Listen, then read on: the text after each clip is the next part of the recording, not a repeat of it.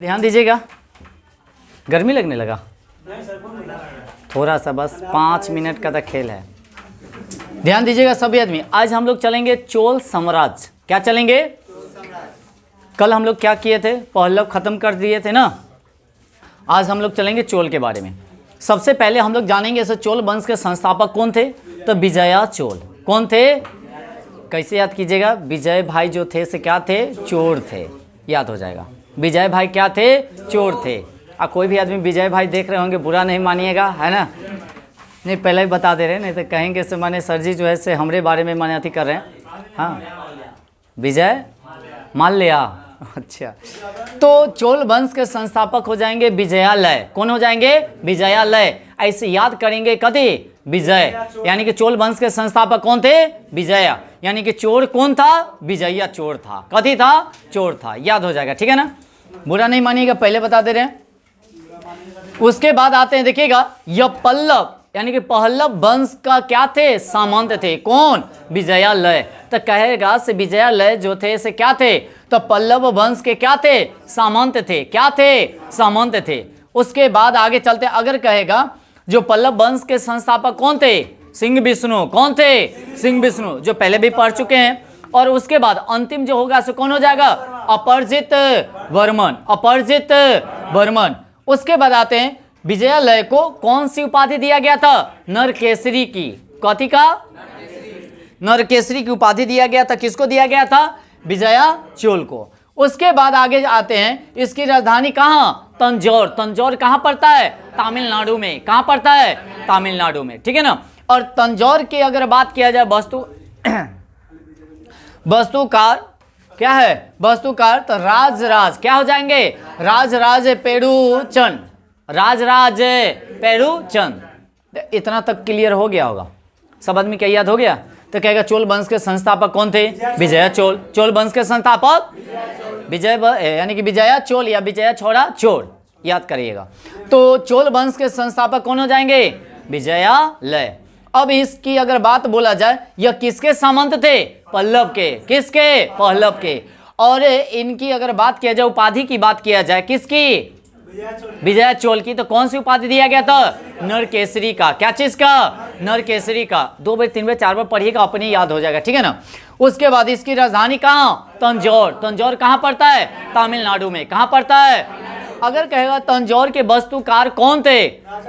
राजराज पेड़ूचंद। राजराज कौन थे? अब आते हैं आदित्य प्रथम। आदित्य प्रथम ने पाल वंश के अंतिम शासक, यानी कि पल्लव वंश के क्या है? अंतिम शासक कौन थे? बताइए तो। अपराजित वर्मन को क्या किए थे? हराए थे। माने अंतिम शासक को हराने वाले व्यक्ति कौन थे? आदित्य प्रथम। आदित्य प्रथम। अंतिम शासक कौन था? बताइए। अपराजित वर्मन। अपराजित वर्मन। अपराजित वर्मन। याद रखेंगे। आदित्य प्रथम को कौन सा उपाधि दिया गया था? कोंडर राम का। कौन सी का? कोंडरन कह सकते हैं। हाँ, कोंडरन राम की उपाधि दिया गया था। किसको? आदित्य प्रथम को। आदित्य प्रथम को। चोल का स्वतंत्र यानी कि राज्य जो है, चोल की अगर बात किया जाए, स्वतंत्र राज्य जो है स्थापित करने वाला व्यक्ति कौन था? आदित्य प्रथम ही था। कौन था? आदित्य प्रथम। तो कहेगा चोल का स्वतंत्र राज्य जो स्थापित किया वह कौन किया? आदित्य प्रथम ने किया। किसने किया?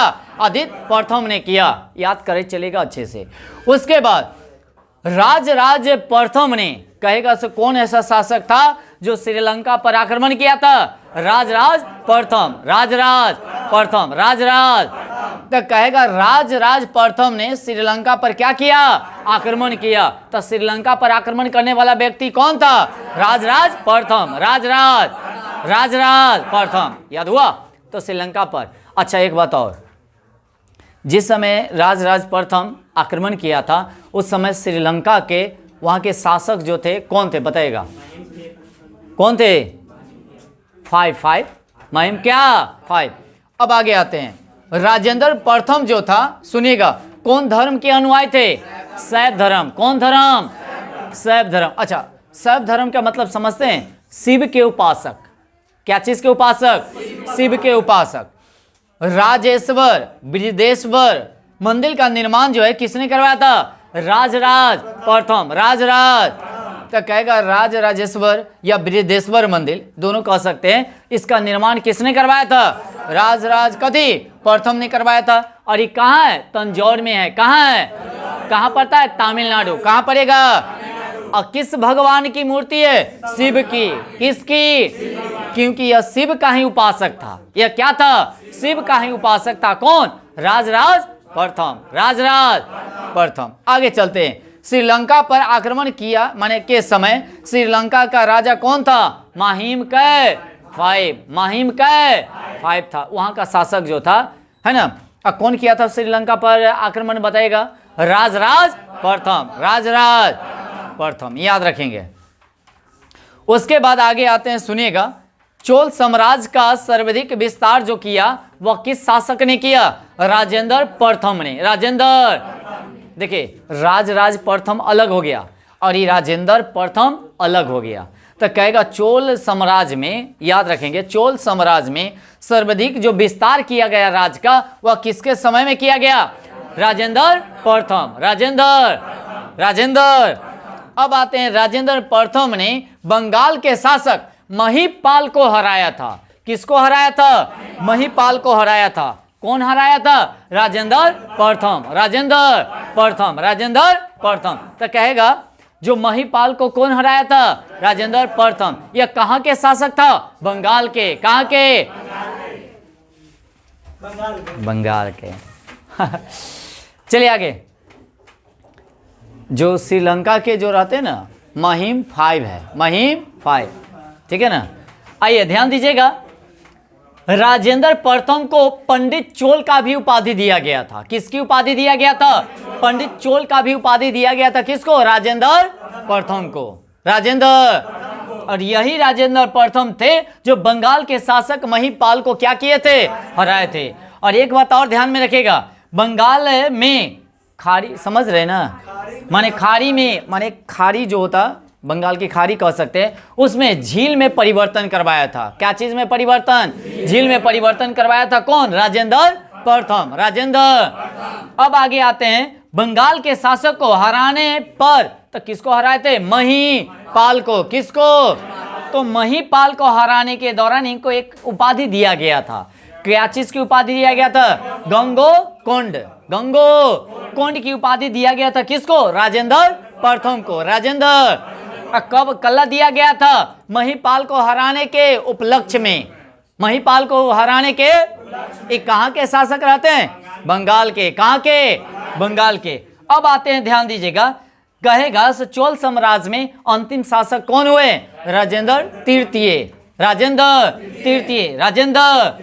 कुछ एक और बात है, सुनिएगा। यहाँ पर एक नटराज मंदिर का भी निर्माण करवाया गया था। कौन सा मंदिर? नटराज मंदिर का निर्माण करवाया गया था। कहाँ? तमिलनाडु में। कहाँ?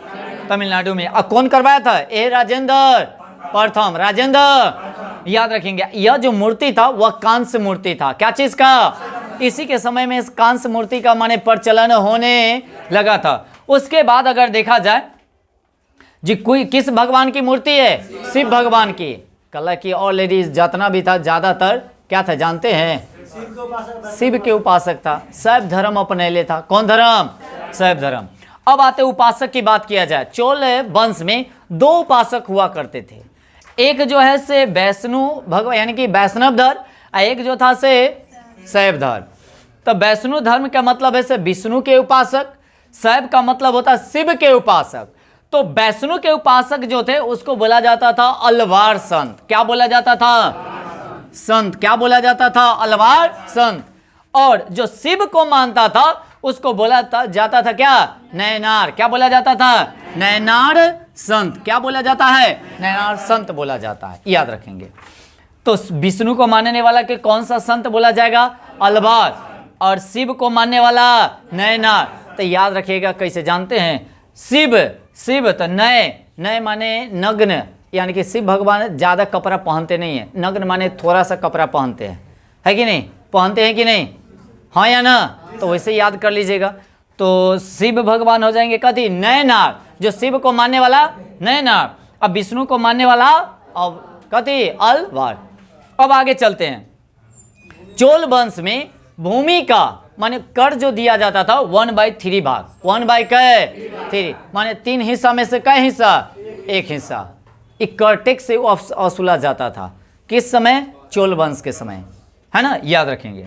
उसके बाद इसके अधिकारी जो होता था, समझ रहे ना, जो हाँ 2 भागों में बांटा जाता था। एक उच्च अधिकारी होते थे, एक निम्न अधिकारी होते थे। उच्च अधिकारी को क्या बोला जाता था, पेरुंद दरम, और निम्न अधिकारी को बोला जाता था रुंददन। याद रखेंगे, रुंददन, थोड़ा सा अल्पटान है, इसको याद रखिएगा। उसके बाद एक बात और याद रखिएगा, राजेंद्र द्वितीय ने प्रकेसरी, कौन केसरी, और राजेंद्र ने राज केसरी का भी उपाधि धारण किया था, याद रखेंगे, है ना। तो इस तरह से चोल साम्राज्य क्या हो गया, खत्म। इसको क्या कीजिएगा, अच्छे से सभी आदमी क्या कीजिएगा, नोट बनाकर 2 बार 3 बार 4 बार 5 बार क्या कीजिएगा, पढ़िएगा, ठीक है ना, ताकि इससे जो भी एग्जाम में क्वेश्चन आएगा तो छूटना नहीं चाहिए। चोल वंश खत्म हो गया। अब जो हम लोग चलेंगे राष्ट्रकूट वंश के बारे में चलेंगे, नेक्स्ट टॉपिक लेके आएंगे, ठीक है ना। पहलव खत्म, चोल वंश खत्म हो गया। अब जो नेक्स्ट आएगा टॉपिक क्या आएगा, राष्ट्रकूट वंश, ठीक है ना। तो आज के सेवा इतना ही रहने देते हैं, ओके।